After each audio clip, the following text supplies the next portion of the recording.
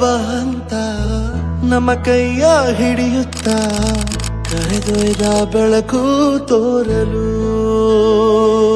ದಯವಾಗಿ ಗದರೋದು ನಮ್ಮ ಬೆಳೆಸಲು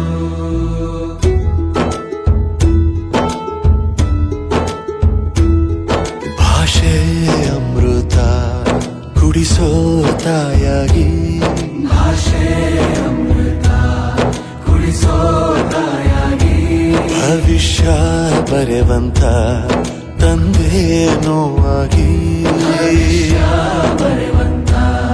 ತಂದೇನೂ ಆಗಿ ಚಂದದ ಜೀವನನ ನೀಡಿರೋ ಗುರುಗಳು ನಮ್ಮ ಗುರುಗಳು